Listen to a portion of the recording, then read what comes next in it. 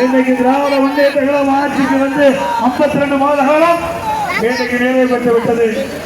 இந்த 52 மாத காலத்துல கிருஷ்ணராயபுரம் சட்டமன்ற தொகுதியில் இருக்கிற மக்களுக்கு ஏதாவது ஒரு பெரிய திட்டத்தை கொண்டாடுறாங்களா?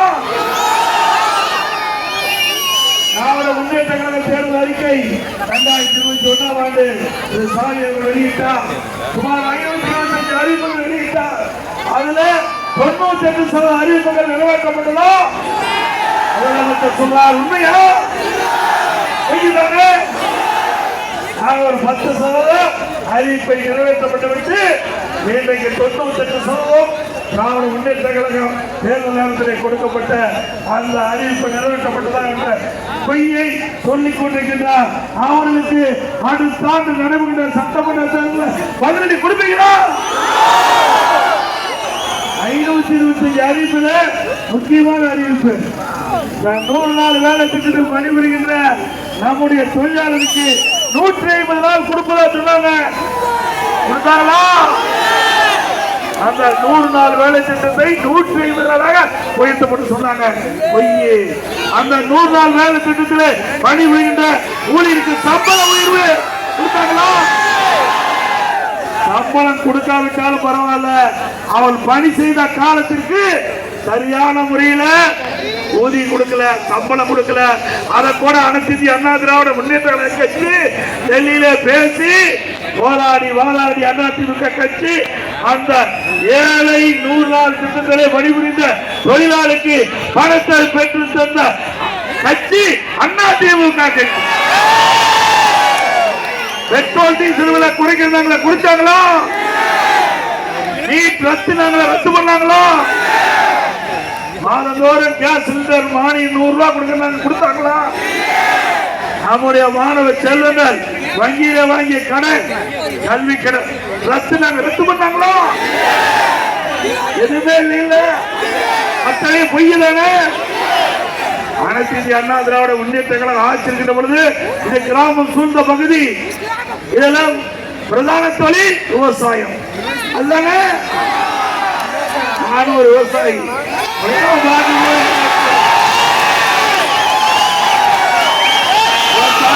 அதுக்கு ஒரு அடையாளம் பெருமை. எவருக்கும் இன்று பயப்பட வேண்டியதில்லை. அப்படிப்பட்ட விவசாய பெருமக்கள் நிறைந்த கிருஷ்ணராயபுரம் சட்டமன்ற தொகுதி விவசாய தொழிலாளி, விவசாயி தொழிலாளி அப்படி 20 மக்கள் நிறைந்த இந்த பகுதியில அதிமுக ஆட்சி இருக்கின்ற பொழுது குடிமராமத்து திட்டத்தை கொண்டாந்தோம். அந்த விவசாயி பங்களிப்போடு அந்த குடிமராமத்து திட்டத்தில் அல்லப்படுகின்ற லண்டன் மண் விவசாயி இலவசமா அவருடைய இடத்துக்கு 1 ரூபாய் பயன்படுத்தினாங்க. இந்த குடிமராமத்து திட்டத்தின் மூலமா மழை காலத்தில் வெயில் நீர் முழுவதும் ஏரியிலே சேமித்து அந்த நிலத்தடி நீர் விழுவதற்கு அதிமுக அரசு வழிவகை செய்தது. அந்த திட்டத்தை ரத்து பண்ணிட்டாங்க. விடியா திமுக அரசு மீண்டும் அதிமுக ஆட்சிக்கு வந்தவுடன் குடிமராமத்து திட்டம் விவசாய பங்களிப்போல் நிறைவேற்றப்படும். அதே போல விவசாயிகள் பயன்படுத்துகின்ற மின் மோட்டார் எந்த நேரத்தில் சென்றாலும் அந்த மின் மோட்டார் இயக்கலாம். 24 மணி நேரம் மும்முனை மின்சாரம் கொடுத்த அரசாங்கம் அதிமுக அரசாங்கம். இதேபோல விவசாயிகள் தொடக்க வேளாண் கூட்டுறவு கடன் சங்கத்தில் வாங்கிய பயிர் கடன் 2 முறை தள்ளுபடி செய்யப்பட்ட அரசு அதிமுக அரசாங்கம். வறட்சி விவசாயிக்கு நிவாரணம், புயல் வெள்ளம் விவசாயிய பயிர் சேதமடைஞ்சா நிவாரணம். இப்படி விவசாயிகளை பாதுகாக்கப்பட்ட அரசு அதிமுக அரசு. விவசாய தொழிலாளி இரவென்றும் பகலென்றும் பாராம வெயிலையும் மழையும் பொருட்படுத்தாம ரத்தத்தை நீர்வையா மண்ணிலே கொடுக்கின்ற விவசாய தொழிலாளி. அம்மாவுடைய அரசு இருக்கின்ற பொழுதும் அம்மா இருக்கின்ற பொழுதும் அவருக்கு பசு வீடு கட்டி கொடுத்தோம். விலையெல்லாம் கறவை மாடு, விலையெல்லாம் ஆடுகள் கொடுத்தோம். உழவர் பாதுகாப்பு திட்டத்தில் நிறைய திட்டத்தை கொண்டாந்தோம். எந்த கிராமத்திலிருந்து நகர வரை ஏழை குடும்பத்தில் இருக்க முதியோருக்கு 500 ரூபாய் மாதந்தோறும் வழங்கி வந்த முதியோருக்கு அம்மா 1000 ரூபாய் உயர்த்தினாங்க. அம்மாவுடைய அரசு ஒரே நேரத்தில் 5 லட்சம் பேருக்கு முதியோர் உதவித்தொகை வழங்கப்படும் என்ற அறிவிப்பு கொடுத்து அந்த முதியோர்களை வாழ வைத்த அரசாங்கம் அதிமுக அரசாங்கம். இன்றைக்கு டிஆர்பி தொழில்துறை மந்திரி டிஆர்பி ராஜா பேசுறார். இன்றைக்கு அனைத்து இந்திய அண்ணா திராவிட முன்னேற்ற கழக ஆட்சியில தொழில் வளம் வருகிறது, படித்த நிலைமைக்கு வேலை வாய்ப்பு கொடுத்தது. அம்மா 2015ஆம் ஆண்டு தொழில் முதலீட்டு மாநாட்டை சென்னையில் நடத்தினாங்க. சுமார் 2,42,000 கோடி தொழில் முதலீட்டு ஈர்க்கப்பட்டு 98 புரிந்துணர்வு ஒப்பந்தங்கள் போட்டு அதை நடைமுறைப்படுத்துறாங்க. அம்மாவுடைய அரசு 2019 ஜனவரி மாதம் சென்னையில் தொழில் முதலீட்டார் மாநாட்டை நடத்துறோம். 3,05,000 கோடி தொழில் முதலீட்டு ஈர்த்தோம். சுமார் 34 தொழிற்சாலைகளுக்கு புரிந்துணர்வு ஒப்பந்தம் போட்டோம். பெரும்பாலான தொழிற்சாலைகள் வெற்றி பெற்று பயன்பாட்டை கொண்டு வந்தோம். பல லட்சம் பேருக்கு வேலை வாய்ப்பு பெருகி தந்த அரசாங்கம் அண்ணா திமுக அரசாங்கம். விடியா திமுக அரசு திரு ஸ்டாலின் முதலமைச்சர் பொறுப்பேற்ற பிறகு இந்த அரசாங்கம் வெளியிட்டிருந்தது. அதுவும் திரு ஸ்டாலின் அவர்கள் அண்மையில ஜெர்மன் நாட்டுக்கு பயணம் போகும்போது வெளிநாட்டுக்கு செல்கின்ற பொழுது விமான நிலையத்தில் பேட்டி கொடுத்தார். அதுல திராவிட முன்னேற்ற கழகம் ஆட்சி பொறுப்பேற்று 52 மாத காலத்துல 922 புரிந்துணர்வு ஒப்பந்தங்கள் போடப்பட்டுள்ளன. 10 லட்சம் கோடி தொழில் முதலீட்டு ஈர்க்கப்பட்டன. அதுல 32 லட்சம் வேலை வாய்ப்பு கிடைக்கும். இன்று வரை அவர் வெளிநாடு செல்கின்றவரை 77% புரிந்துணர்வு ஒப்பந்தங்கள் நிறைவேற்றப்பட்டதாக ஒரு தகவலை சொன்னார். ஆனா 32 லட்சம் பேரு 77% 25 லட்சம் பேருக்கு கிடைச்சிருக்கணும். கிருஷ்ணாயபுரத்தில் வேலை கிடைச்சதா? அப்படின்னா பொய்யாதானே வெளியிட்டிருக்காரு. ஆக வேண்டும் என்று திட்டமிட்டு மக்களை குழப்பி வீரர்களை குழப்பி படித்த இளைஞர்களுக்கு வேலைவாய்ப்பு கிடைக்க வேண்டும் என்று அண்ணா திமுக ஆட்சியிலே தொழில் முதலீட்டு ஈர்க்கப்பட்டு அதையெல்லாம் நடைமுறைப்படுத்தணும். ஆனா விடியா திமுக அரசு வேண்டும் என்று திட்டமிட்டு மக்களை குழப்பி தொழில் முதலீட்டு ஈர்ப்பதற்கு பதிலாக தொழில் முதலீடு செய்ய வெளிநாடு போனார் இன்றைய முதலமைச்சர். ஆக 25 லட்சம் பேருக்கு வேலை கிடைத்திருக்க வேணும். ஆனா அவர் சொன்ன மாதிரி இந்த கரூர் மாவட்டம் இல்ல, தமிழ்நாட்டிலேயே எந்த பகுதியிலும் வேலை கிடைக்கல, முழுமையா வேலை கிடைக்கல. அவர் சொன்ன தகவல் தவறான தகவல், பொய்யான தகவல். ஏழைகளை மாணவர்களை ஏமாற்றிய முதலமைச்சருக்கு தகுந்த பாடம் புகட்டுகிறீர்களா? இதற்கு மக்களுடைய சார்பா நம்முடைய இளைஞர்கள் சார்பா படித்து பட்டம் பெற்று வேலை இல்லாமல் இருக்கின்ற இளைஞர்களுடைய கோரிக்கையின் அடிப்படையில் இந்த அரசாங்கத்திற்கு வெள்ளை அறிக்கை கேட்டேன். நீங்க எத்தனை புரிந்துணர்வு ஒப்பந்தம் போட்டீங்க, எத்தனை லட்சம் முதலீட்டு ஈர்க்கிட்டீங்க, எவ்வளவு தொழில் தமிழ்நாட்டுக்கு வந்திருக்குது, இப்பொழுது எந்தெந்த தொழில் நடைபெற்றுக் கொண்டிருக்கிறது, எந்தெந்த தொழில் இன்றைக்கு அது தொடங்கப்பட்டிருக்கு என்று கேட்டா அதுக்கு வெள்ளை அறிக்கை கொடுக்கணும்னா வெள்ளை பேப்பர் எடுத்து காட்டுறேன். வெள்ளை பேப்பர் எடுத்து இப்படி காட்டி இதுதான் வெள்ளை அறிக்கை. எங்களுக்கு பேச தெரியாதா? ராஜாவே உங்களுக்கு தாத்தா காட்டிடுவாங்க 2026. ஒரு பிரதான எதிர்கட்சி தலைவர் இன்றைக்கு நம்முடைய இளைஞர்கள் படித்து வேலை இல்லாம இருக்கிறாங்க. அவருடைய கோரிக்கை அடிப்படையில் புரிந்துணர்வு ஒப்பந்தம் போட்டு எத்தனை புரிந்துணர்வு ஒப்பந்தம் நடைமுறைக்கு வந்திருக்கு என்று கேட்டா இதுதான் வெள்ளை அறிக்கை என்று கிண்டலா பேசுறீங்க. ஆமா உண்மைதான். ஏன்னா ஒண்ணுமே செய்யல, அதனால வெற்றி பேப்பரை காட்டிட்டீங்க.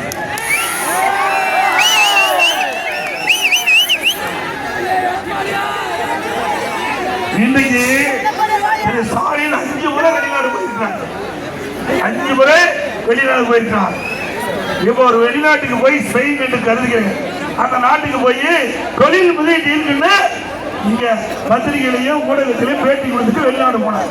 சரி, எல்லாம் சந்தோஷமா இருந்தான். பரவாயில்ல, முதலமைச்சர் வெளிநாடு போறாரு, புதிய தொழில் முதலீட்டு இருப்பாரு, நம்மளுடைய இளைஞருக்கு வேலை வாய்ப்பு கிடைக்கும் என்று நம்ம சந்தோஷமா இருந்தோம். ஆனா அங்க போய் தொழில் முதலீட்டு இருப்பதுக்கு பதிலா சைக்கிள் ஓட்டிட்டு சைக்கிள் ஓட்டுறது பார்த்தோம்ல. சைக்கிள் ஓட்டுறதுக்காக நீங்க வெளிநாடு போகணும். நீங்க ஈசிஆர் ரோட்ல போய் நீங்க சைக்கிள் ஓட்டிட்டு இருந்தீங்க. இந்த சைக்கிள் ஓட்டுற காட்சி பார்க்கறதுக்கு மக்கள் உங்களை ஓட்டு போட்டு முதலமைச்சர் ஆக்குறாங்க. இப்படிப்பட்ட முதலமைச்சர் தொடர வேண்டுமா? அது மட்டும் இல்ல, இன்றைய தினம் இந்த பகுதியில் இருக்கிற ஒரு அமைச்சர், முன்னாள் அமைச்சர் யார், அவங்க தள்ளாதீங்கப்பா, தள்ளாதீங்க. இங்க இருக்கிற அமைச்சர் யாருன்னு தெரியல. கரூர் மாவட்ட முன்னாள் அமைச்சர் திமுக செந்தில் பாலாஜி, அவர் பேர் 10 ரூபாய்க்கு இருக்குது. 10 ரூபாய் பாலாஜி தெளிவா தெரிஞ்சுக்கிறீங்க. அந்த 10 ரூபாய் பாலாஜி இந்த மாவட்டத்தில் பூந்து அழகா செஞ்சுட்டாங்க. தேர்தல் வரும், நாங்க கொள்ளையடிச்ச படத்தெல்லாம் மக்களுக்கு கொடுப்போம், ஓட்டை வாங்கி ஜெயிச்சிருவோம், மீண்டும் ஆட்சிக்கு வந்து கொள்ளையடிப்புன்னு திட்டம் போட்டிருக்காரு. அந்த திட்டத்துக்கு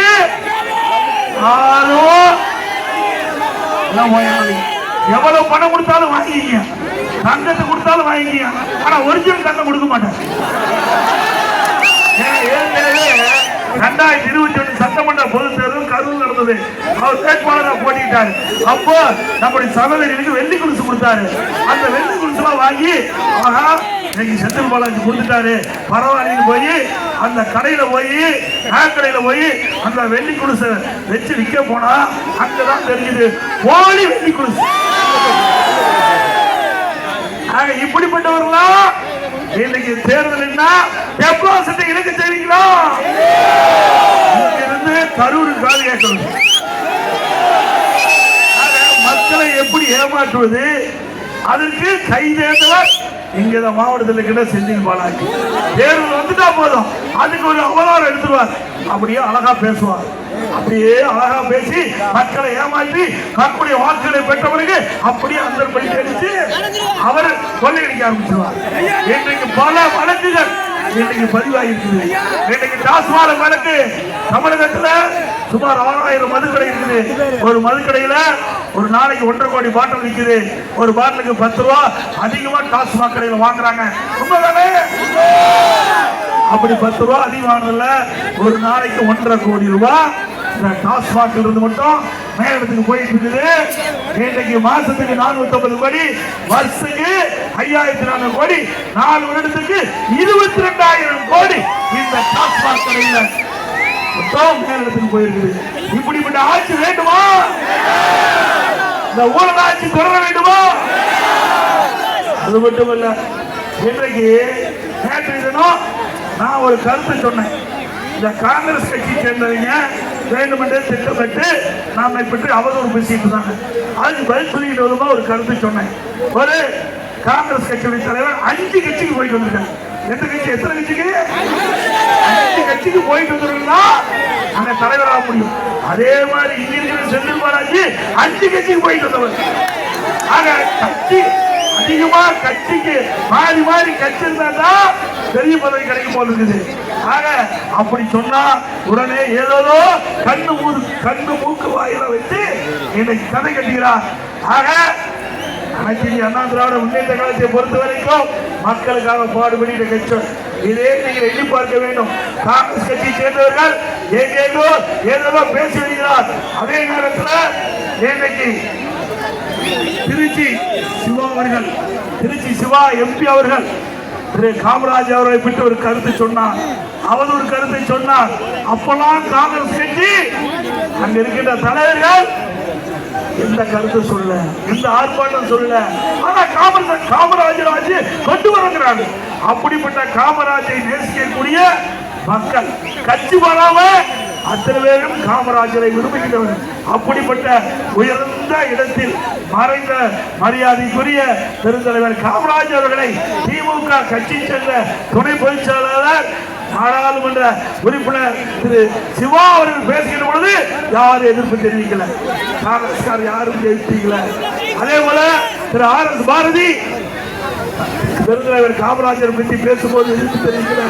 ஆனா இன்றைக்கு நான் சொன்ன கருத்து ஏதோ பாதிக்கப்பட்டுரும். என்ன 5 கட்சிக்கு போன உண்மைதானே? கோச்சி பாருங்க. 2வது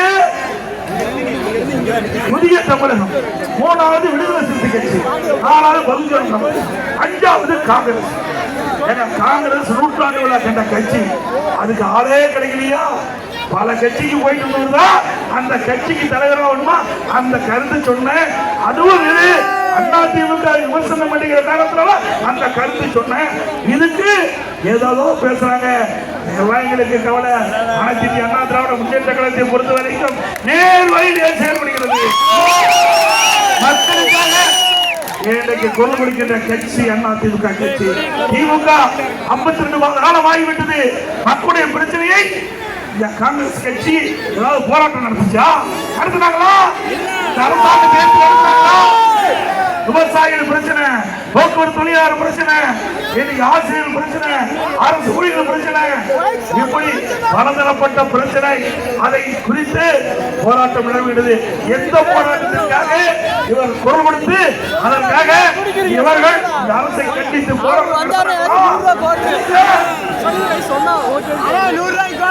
தூய்மை பணியாளர் அவர்களும் போராட்டம் பண்ணாங்க.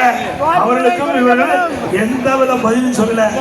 இப்படிப்பட்ட கட்சியெல்லாம் தேர்தல் சந்திக்க இருக்கின்றாங்க. இந்த தேர்தலில் இப்படிப்பட்டவர்களுக்கெல்லாம் தகுந்த பதிலை கொடுப்பீங்களா? அண்ணா திமுகவை பொறுத்த வரைக்கும் இன்றைக்கு கூட்டணியில இருந்தாலும் மக்களுடைய பிரச்சனை வருகின்ற பொழுது அதற்கு குரல் கொடுக்கின்ற ஒரே கட்சி அண்ணா திமுக கட்சி. காவிரி நதிநீர் பிரச்சனை வந்தது. இந்த காவிரி நதிநீர் பிரச்சனை வருகின்ற பொழுது உச்ச நீதிமன்றத்தில் நமக்கு தீர்ப்பு கொடுத்தது. அந்த தீர்ப்பை நடைமுறைப்படுத்துவது பாரதிய ஜனதா கட்சி நாம் கூட்டணியில் அங்க வைச்சோம். அந்த காலகட்டத்தில் காலம் கடத்தியது. அதை கண்டித்து நம்முடைய நாடாளுமன்ற 37 அதிமுக நாடாளுமன்றத்தை 22 நாட்கள் ஒத்தி வைத்தோம். தமிழ்நாட்டு மக்களுடைய பிரச்சனைக்காக, நம்முடைய உணர்வை மதிக்கின்ற விதத்திலே, நம்முடைய பிரச்சனை தீர்க்கின்ற விதத்திலே, நம்முடைய விவசாயிகளுடைய மக்கள், தமிழ்நாட்டு மக்கள் அவருடைய உரிமையை மீட்டெடுப்பதற்காக 22 நாட்கள் நாடாளுமன்றத்திலே ஒத்தி வைத்து சாதனை படைத்த கட்சி அண்ணா திமுக. ஒரு நாள் தமிழ்நாட்டு மக்களுக்காக நாடாளுமன்றத்தை ஒத்தி வைக்க உங்களால முடிஞ்சுதா? முடியாது. ஒரு நாள் ஒத்தி வைக்க நீங்க போராட்டம் பண்ணாலும் அடுத்த நாள் ஈடி வந்துடும். நீங்க தான் கொள்ளையடிச்சிருக்கீங்க. தமிழ்நாட்டு மக்களுடைய கஜானாவை காலி செஞ்சுட்டீங்க. அவ்வளவு பணமும் திமுக கட்சியுடைய நிர்வாகிகள், அமைச்சர்கள், முதலமைச்சர் இருக்குது. அப்படி இருக்கின்ற பொழுது நீங்கள் எந்த குரலும் நாடாளுமன்றத்தில் கொடுக்க முடியாது. அண்ணா திமுக பொறுத்த வரைக்கும் மடியிலே கனமில்லை, மக்கள் நாங்கள் மக்களுக்காக பாடுபட்டுக் கொண்டிருக்கிறோம். தக்குடைய பிரச்சனையை முன்னிருந்து அவளுக்கு பிரச்சனை வந்தால் அதை முன்னின்று செலுத்தக்கூடிய முதல் கட்சி அண்ணா திமுக. அதே போல கொரோனா காலம் 12 மாத காலம் மக்களுக்கு வேலை இல்லை. 12 மாத காலம் ரேஷன் கடையில விலையில அரிசி, விலையில எண்ணெய், விலையில சர்க்கரை, குடும்பத்துக்கு 1000 ரூபாய் கொடுத்த ஒரே அரசாங்கம் அண்ணா திமுக. அந்த காலகட்டத்தில் நம்முடைய பள்ளிகள் திறக்கல, கல்லூரி திறக்கல, கல்லூரி ஆன்லைன் வகுப்பு, ஆன்லைன் தேர்வு, நல்ல தேர்வு நம்முடைய கல்லூரி மாணவர்கள் பட்டம் பெற்றாங்க. நம்முடைய மாணவர்கள் பள்ளியில படிக்கின்ற மாணவருக்கு ஆல் பாஸ் போட்டு. அது மட்டுமல்ல, அந்த காலகட்டத்தில் தை பொங்கல் வந்தது. எல்லா குடும்பத்துக்கும் 2500 ரூபாய். அதே போல இந்த ஏழை மக்கள் அதிகமாக வசிக்கின்ற பகுதி, தாழ்த்தப்பட்ட மக்கள் அதிகமாக வசிக்கின்ற பகுதி, குடிசையில வாழ்கின்ற அந்த மக்களுக்கு அண்ணா திமுக அரசாங்கம் வந்தவுடன் பல லட்சம் மதிப்புள்ள அற்புதமான காங்கிரீட் வீடு கட்டி கொடுக்கப்படும். ஏழை மக்கள், தாழ்த்தப்பட்ட மக்கள், அவளுக்கு வீட்டு மணியே இல்ல, அப்படி இல்லாத மக்களை கண்டெடுத்து அவளுக்கு அண்ணா திமுக அரசாங்கம் நிலத்தை வாங்கி அற்புதமான காங்கிரீட் வீடு கட்டி கொடுக்கப்படும். ஒவ்வொரு தீபாவளி என்றும் நம்முடைய தாய்மார்களுக்கும் சகோதரிகளுக்கும் அற்புதமான சேவை வழங்கப்படும். அண்ணா திமுக ஆட்சி இருக்கின்ற பொழுது ஏழை குடும்பத்தில் பிறந்த பெண்கள் அவருடைய உரிய நேரத்தில் திருமணம் நடக்க வேண்டும் என்பதற்காக திருமண உதவி திட்டம் 26,50,000 நடைமுறைப்படுத்தினாங்க. நாளைக்கு தங்க திட்டம் இன்னைக்கு ஒரு பவுன் 83,000 ரூபாய் அமல்படுத்தினாங்க. தமிழகத்தில் ஏழை குடும்பத்தில் பிறந்த அந்த பெண்ணுக்கு உரிய நேரத்தில் திருமணம் நடைபெற்றது. தமிழகத்தில் மட்டும் அண்ணா திமுக ஆட்சியில் 10 ஆண்டுகள 12 லட்சம் பேருக்கு திருமண உதவி வழங்கப்பட்டது. தாலிக்கு தங்கம் வழங்கப்பட்டது. இன்றைய தினம் நிறுத்தப்பட்டு விட்டது. திட்டத்தை ரத்து பண்ணியிருக்காங்க. மீண்டும் அண்ணா திமுக ஆட்சி மனதுடன் திருமண உதவி திட்டம் தொடரும். திருமண உதவி திட்டத்தின் கீழ் இடம்பெறுகின்ற மணப்பெண்ணுக்கு 10 சேலை வழங்கப்படும். மணமகனுக்கு 10 வேசி கொடுக்கப்படும். அதேபோல இந்த கிராமம் சூழ்ந்த பகுதி, இந்த பகுதியில் இருக்கிற மக்களுக்கு அந்த பகுதியிலேயே அற்புதமான சிகிச்சை அளிக்க வேண்டும். அதுக்கு ஒரு அற்புதமான திட்டத்தை கொண்டாந்தோம். அம்மா மெய்களின் திட்டத்தை கொண்டாந்தோம். இன்றைக்கு தமிழ்நாடு முழுவதும் 2000 அம்மா மெய்களை திறக்கப்படும் அறிவிக்கப்பட்டு திறந்தோம். விடியா திமுக அரசு வந்து ரத்து பண்ணிட்டு ஆக இன்னைக்கு ஏழை மக்கள் அதிகமாக வசிக்கின்ற பகுதி தேர்ந்தெடுத்து அங்க ஒரு அம்மா மினி கிளினிக் அமைக்கப்பட்டு அங்க ஒரு எம்பிபிஎஸ் டாக்டர் ஒரு செவிலியர் ஒரு மருத்துவ உதவியாளர் நியமிக்கப்பட்டு அந்த பகுதியில் இருக்கின்ற ஏழைகள் அதாவது நோய்வாய்ப்பட்டால் அம்மா மினி கிளினிக் சென்று சிகிச்சை பெறலாம். அது கூட இந்த ஆட்சியில பொறுக்க முடியல. அரசின் கால்புரட்சியின் காரணமாக ஏழை மக்களுக்கு கொடுக்கின்ற அந்த சிகிச்சை கூட அனுமதிக்காம அந்த திட்டத்தை ரத்து பண்ணியிருக்காங்க. மீண்டும் அதிமுக ஆட்சிகளுடன் 2000 அம்மா பிடிக்கிறீங்களா, 4000 அம்மா பிடிக்கிறீங்க. எங்க கட்சியுடைய நோக்கமே ஏழைகளை வாழ வைப்பது, ஏழைகளுக்கு தேவையான திட்டத்தை கொண்டு வருவது, அதை நிறைவேற்றுவது. அதுதான் பொன்மனச்செம்மல் புரட்சி தலைவர் எம்ஜிஆர் இந்த அதிமுக தோற்றுவித்தார். அம்மாவை கட்டி காட்டார். 20 கண்ட கனவு ஏழைகளை வாழ வைக்க வேண்டும், ஏழைகள் உயர்ந்த இடத்துக்கு வர வேண்டும், ஏழைகளுக்கு அடிப்படை தேவை முழுவதும் செய்து கொடுக்க வேண்டும். அதுதான் எங்களுடைய லட்சியம். ஏழைகளுக்கு நல்ல கல்வி, நல்ல சுகாதாரம், வசிக்க இடம், நல்ல குடி வசதி, நல்ல சாலை வசதி. ஆக ஒரு மனிதனுக்கு என்ன தேவையோ அதை செய்துதான் அதிமுக கட்சியுடைய லட்சியம். அதை அதிமுக அரசு வந்தவுடன்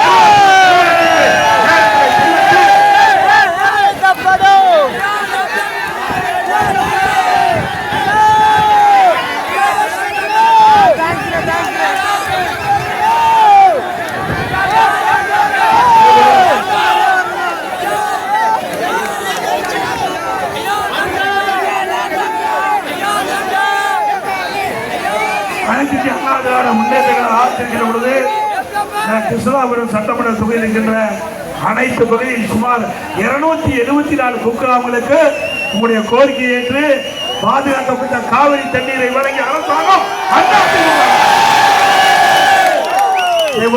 இந்த பகுதியில் இருக்கின்ற சாதாரண குடும்பத்திலே பிறந்த விவசாயி தொழிலாளி, விவசாயி, தாழ்த்தப்பட்ட மக்கள் பட்டப்படி படித்தவர்களுக்காக அரசு கலை மற்றும் அறிவிப்புகளை கொண்டாந்தது கிருஷ்ணாபுரத்தில் புதிய நீதிமன்றம் அமைக்கப்பட்டது. ஆயினூர் காவிரி ஆற்றில் குறுக்கே கதவணை புனரமைக்கு 185 கோடி நிதி ஒதுக்கீடு செய்யப்பட்டது அதிமுக. கடவுர் வட்டத்தில் 2 கோடி மதிப்பீட்டில் வட்டாட்சியர் குடிப்புடன் கூடிய புதிய அலுவலகம் கட்டப்பட்டது. குடிசை மாற்று வாரியம் மூலம் உள்ளூர் பகுதியில் 26 கோடி மதிப்பீட்டில் 288 அடுக்குமாடி குடியிருப்புகள் கட்டப்பட்டது. மாயனூர்ல 6 கோடி மதிப்பீட்டில் வாய்க்கால் பகுதியில் புதிய பாலம் கட்டப்பட்டது. குடிமராமத்து பணிகள் மூலம் அனைத்து கால்வாய்களும் தூர்வாரப்பட்டது. கடவுள் ஒன்றிற்குட்பட்ட 20 ஊராட்சிகளுக்கு அங்கே குடிநீர் வசதி செய்து கொடுக்க வேண்டும். அதற்காக கூட்டு குடி திட்டம் வேண்டும் என்று கேட்டிருந்தீங்க. அதிமுக ஆட்சி பண்ணதுடன் இந்த பகுதி மக்களுக்கு கடவுள் ஊராட்சிகளுக்கும் காவிரி தண்ணீர் வழங்கப்படும். அதே போல வேலையை பேரு கேட்டுக்கிறீங்க, அதையும் செய்து கொடுக்கப்படும்.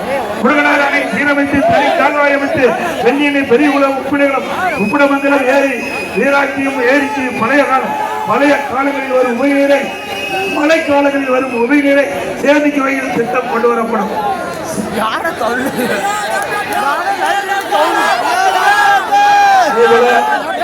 நம்முடைய பள்ளியில படிக்கிற மாணவர்கள் திறமையான மாணவர்களாக வர வேண்டும். அரசு பள்ளியில படிக்கிற மாணவர்கள் திறமையா வரவங்களுக்காக அம்மா லேப்டாப் கொடுத்தாங்க.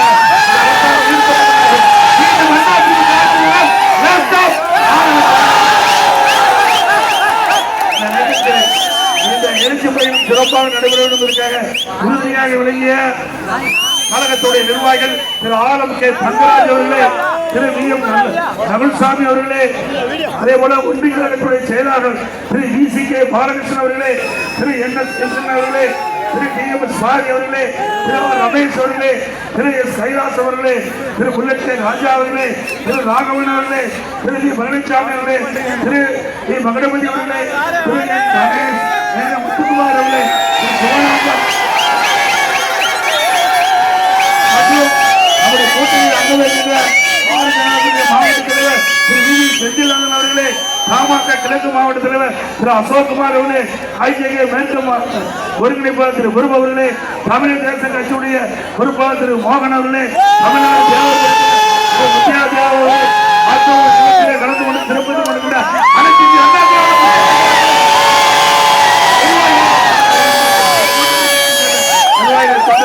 அனைவருக்கும் நன்றியை தெரிவித்துக் கொண்டு தேர்தல். அந்த சட்டமன்ற பொதுத் தேர்தலில் அனைத்து இந்திய அண்ணா திராவிட முன்னேற்ற கழக வேட்பாளருக்கு இரட்டை மக்களை காப்போம், தமிழகத்தை மீட்போம், மக்களை தமிழகத்தை